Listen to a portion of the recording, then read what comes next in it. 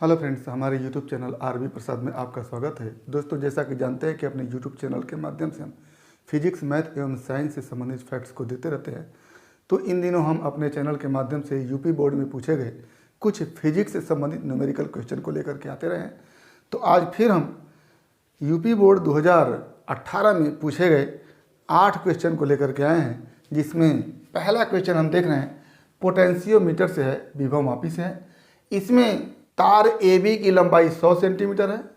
इससे एक आदर्श cell E जिसका विद्युत वाहक बल 6 वोल्ट है जुड़ा हुआ है, और एक दूसरा सेल E1 जिसके विद्युत वाहक बल को ज्ञात करना है जुड़ा हुआ है। और इस बिंदु C पर जब ये सर्पी कुंजी होती है तो ऐसी स्थिति में धारा मापी में कोई विक्षेप नहीं होता है। तो आपसे पूछा गया है कि इस पोटेंशियोमीटर में धारा कितना होगा, यानी I पूछा गया है। दूसरा E1 का मान पूछा गया है, और तीसरा विभव प्रवणता पूछा गया है। तो इस सवाल को देखने के लिए पहले हम देखेंगे कि इस विभव मापी में कितना प्रतिरोध जुड़ा हुआ है। तो पहले तो इस तार AB का प्रतिरोध 5 ओम है, और इसके साथ 6 ओम दूसरा प्रतिरोध जुड़ा हुआ है। तो कुल प्रतिरोध कितना हो जाएगा, 5 ओम प्लस 6 ओम। तो क्या लिखेंगे कि विभव मापी का कुल प्रतिरोध बराबर 5 ओम तार AB का प्रतिरोध जो सवाल में दिया हुआ है, और प्लस 6 ओम जो अलग से प्रतिरोध जोड़ा गया है। तो कुल क्या हो गया, 11 ओम प्रतिरोध हो गया। और चूंकि पोटेंशियोमीटर में विभव मापी में इस आदर्श सेल के कारण ही विद्युत धारा का प्रवाह होता है, तो विद्युत धारा I निकालने के लिए इस आदर्श सेल के विद्युत वाहक बल में इस कुल प्रतिरोध से डिवाइड कर देगी। तो क्या हो जाएगा कि विभव मापी में धारा I इक्वल टू E इस आदर्श सेल का विद्युत वाहक बल अपान कुल प्रतिरोध, इसको हम R कह लेते हैं। तो क्या हो जाएगा, E का मान है 6 वोल्ट और कुल प्रतिरोध 11 ओम है, तो हो जाएगा ये 6/11 एम्पियर। ये हो गया विभव मापी में धारा। अब आपसे इस तार AB की विभव प्रवणता पूछी गई है, तो इस तार AB के सिरों के बीच विभवांतर निकालेंगे और इस तार AB की लंबाई से डिवाइड कर देंगे। तो क्या लिखेंगे कि तार AB के सिरों के बीच विभवांतर, जिसको हम लिख देते हैं VAB इक्वल टू तार का प्रतिरोध गुणे धारा। तो VAB इक्वल टू हो जाएगा, तार का प्रतिरोध है 5 ओम और गुणे धारा है 6/11। तो यहाँ से क्या हो जाएगा, 5 6 30, 30/11 वोल्ट। ये तार AB के सिरों के बीच का विभवांतर हो गया, तो VAB निकल गया। अब तार की विभव प्रवणता, तो विभव प्रवणता आप जानते हैं, इस तार के सिरों के बीच का विभवांतर VAB बटा इस तार की लंबाई। तो क्या हो गया, VAB बटा तार AB की लंबाई 100 सेंटीमीटर है, तो बटा क्या कर देंगे, 100 कर देंगे। क्या हो जाएगा यहाँ से 30/11 और बटा क्या हो जाएगा 100, और यहाँ से हो गया 30/1100, और ये 1 जीरो कटा, यहाँ से क्या बचा 3/110 वोल्ट प्रति सेंटीमीटर। ये हो गया विभव प्रवणता।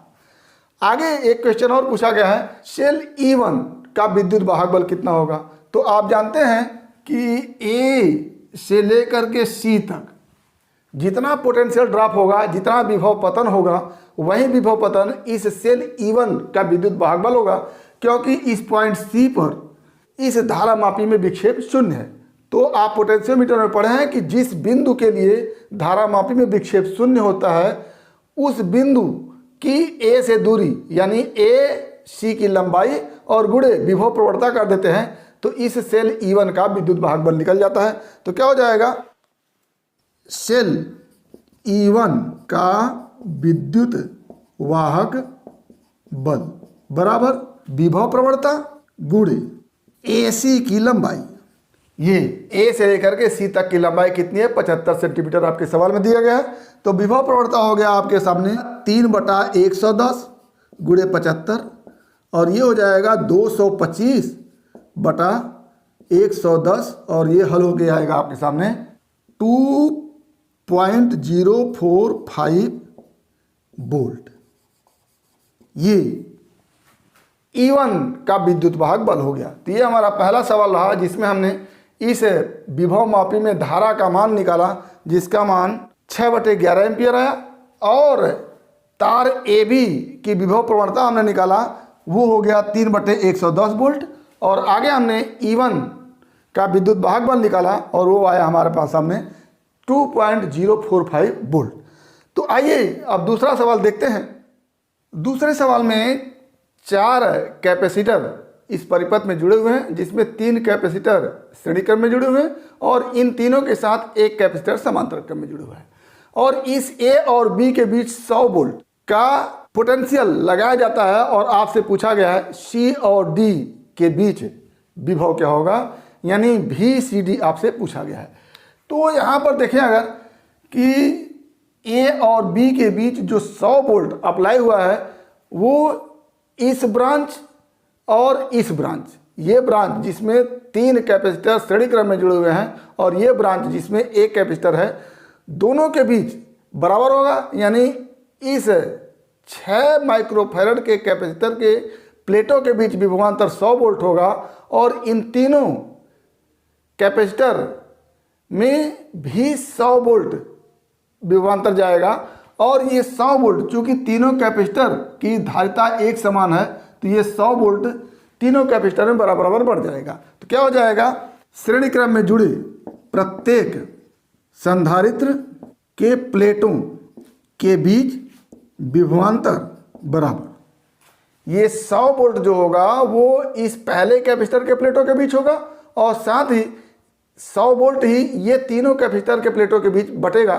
तो 100 वोल्ट तीनों कैपेसिटर के प्लेटों के बीच है, तो एक कैपेसिटर के प्लेट के बीच क्या होगा, 100/3 कर देंगे। तो ये हमारा 100/3 वोल्ट इस कैपेसिटर के प्लेटों के बीच, इस कैपेसिटर के प्लेटों के बीच और इस कैपेसिटर के प्लेटों के बीच बढ़ जाएगा। तो इस कैपेसिटर के प्लेटों के बीच जितना विभवांतर होगा वही विभवांतर C और D के बीच होगा। तो क्या हो जाएगा, आता है VCD = 100/3 वोल्ट। तो इसमें कुछ नहीं करना है, क्योंकि आप जानते हैं कि ये ब्रांच और ये ब्रांच एक दूसरे से समांतर क्रम में जुड़े हुए हैं, और समांतर क्रम में जुड़े हुए जितने भी ब्रांच होते हैं सब में विभवांतर सेम होता है। तो जो विभवांतर इस ब्रांच में होगा वही विभवांतर इस ब्रांच में होगा।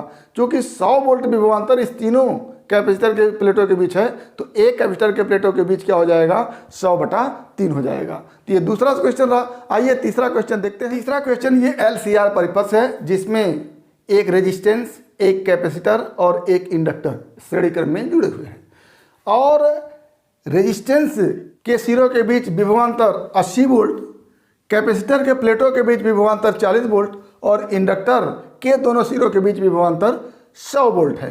तो आपसे पूछा गया है कि इस प्रत्यावर्ती स्रोत का विभव कितना होगा। तो प्रत्यावर्ती स्रोत का विभव वही होगा जो इन तीनों कंपोनेंट का परिणामी विभव होगा।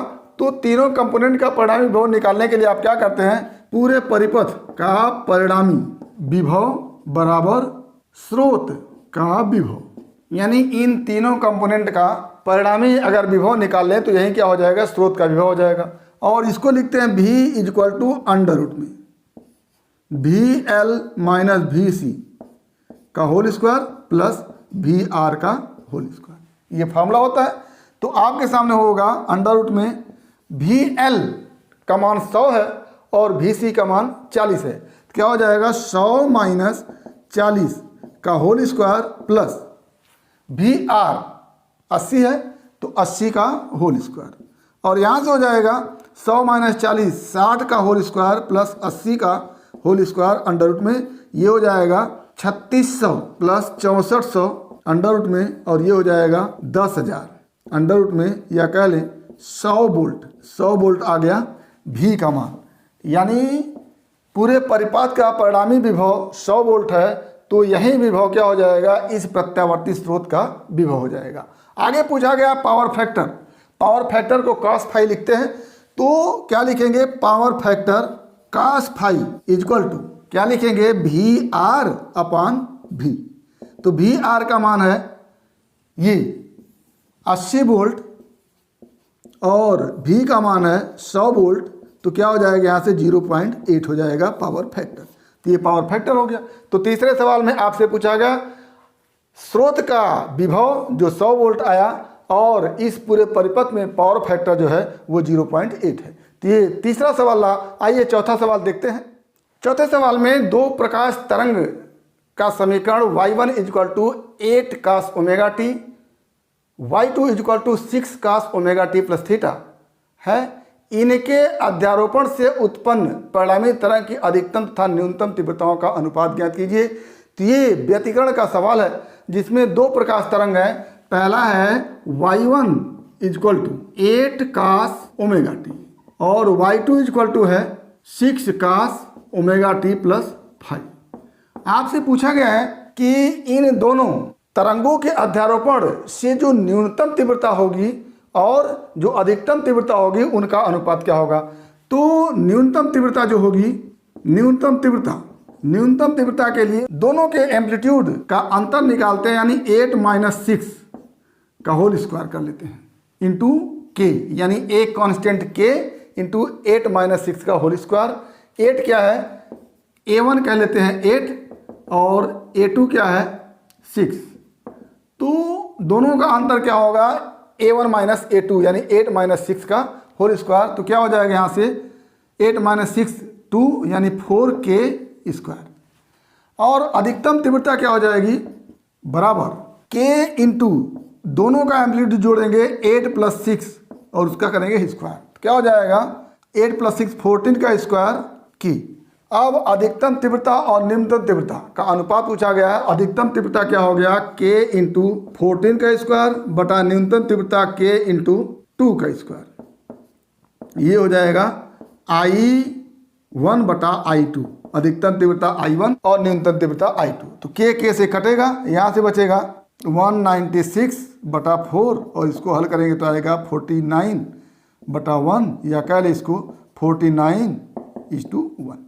तो क्या हो जाएगा I1 = I2 = 49:1। ये आंसर बन के आएगा हमारा। तो ये चौथा क्वेश्चन रहा। आइए पांचवा क्वेश्चन देखते हैं। पांचवा क्वेश्चन है कि लैम्डा डी ब्रोगली तरंगदैर्ध्य वाले एक द्रव्य के कण की गतिज ऊर्जा 2 गुनी करने पर कण की डी ब्रोगली तरंगदैर्ध्य क्या होगी। तो पहले मान लेते हैं प्रारंभ में गतिज ऊर्जा E है, तो अंत में गतिज ऊर्जा क्या हो जाएगी, बराबर 2 गुनी की तो 2E हो जाएगी। तो पहले की गतिज ऊर्जा E और बाद की गतिज ऊर्जा 2E। तो डी ब्रोगली तरंगदैर्ध्य लैम्डा = लिखते हैं h/2m × E अंडर रूट में, जहाँ E क्या है, गतिज ऊर्जा है। तो लैम्डा = इतना हो गया। अब लैम्डा डैश = क्या हो जाएगा, h अपनी जगह रहेगा, अंडर रूट में कण वही है तो द्रव्यमान भी वही रहेगा 2m इंटू E की जगह क्या हो जाएगा 2E हो जाएगा।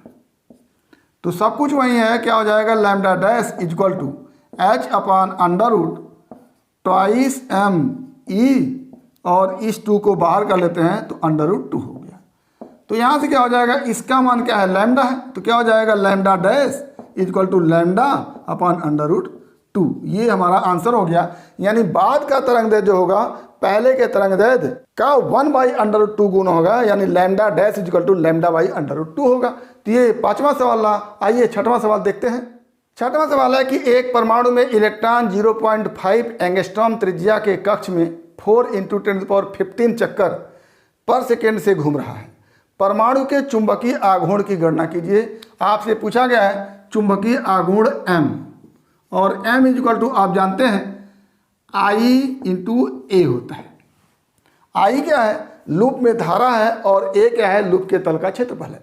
तो जब इलेक्ट्रॉन किसी ऑर्बिट में घूमता है तो उसके कारण एक धारा इस ऑर्बिट में बहने लगती है, और उस धारा का मान होता है N × E। N क्या है, N 1 सेकेंड में लगाए गए चक्रों की संख्या है, और E क्या है, इलेक्ट्रॉन पर चार्ज है। तो यहाँ पर चक्रों की संख्या 4 × 1015 है। तो I = क्या हो जाएगा, I = 4 × 1015, ये N का मान हो गया, और E का मान 1.6 × 10⁻19। तो ये I का मान हो गया।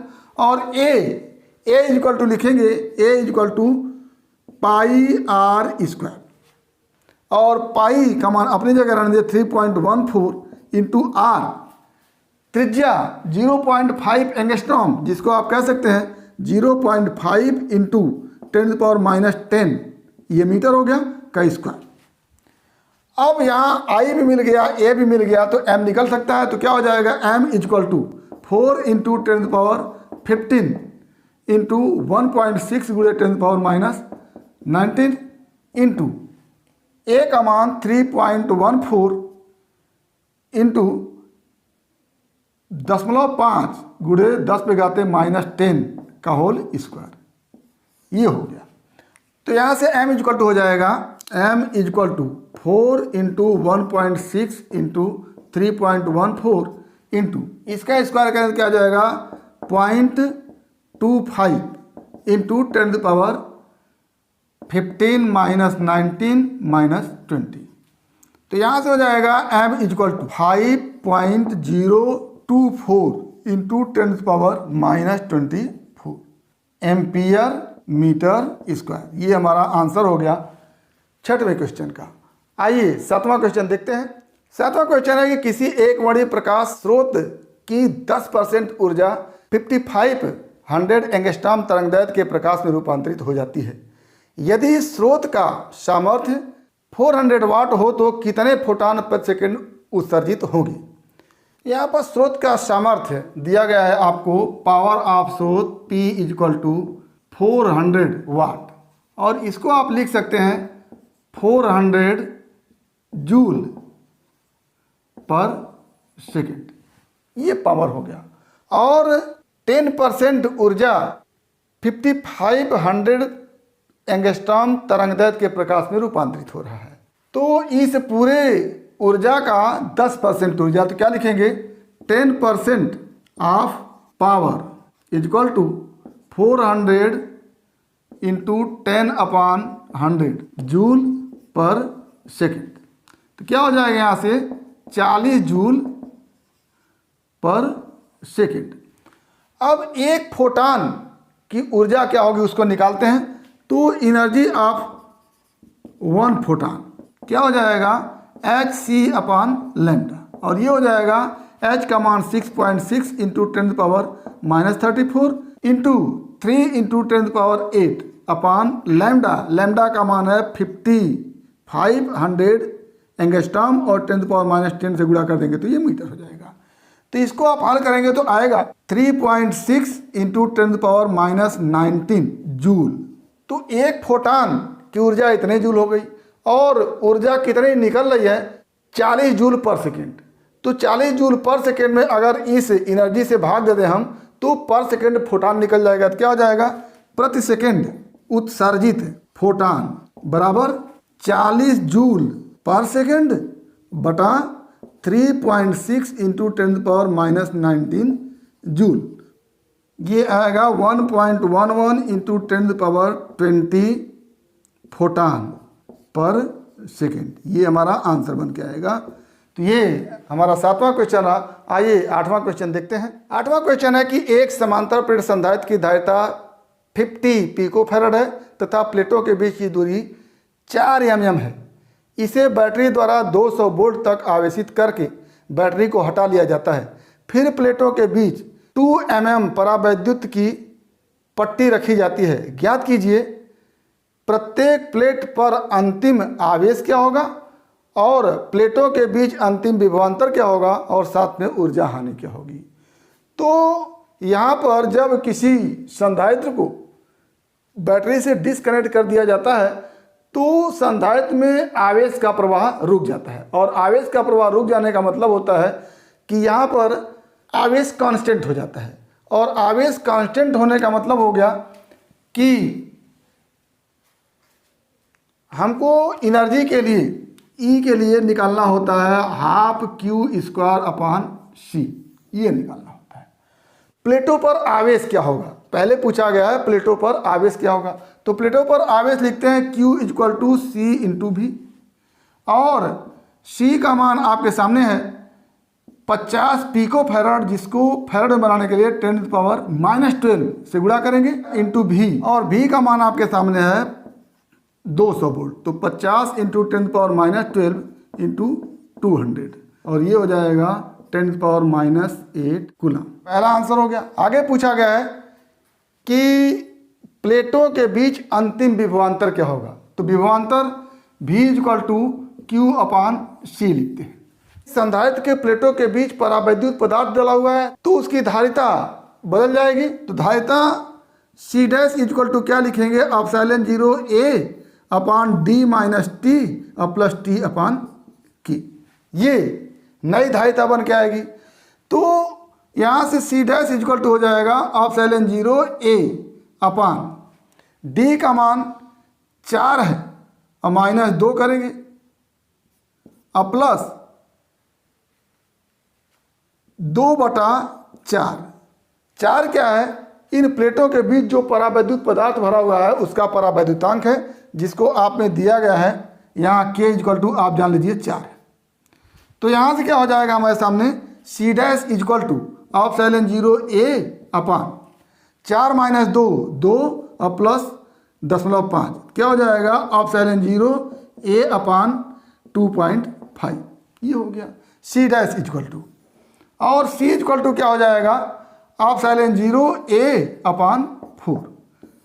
तो V=Q/C लिखते हैं।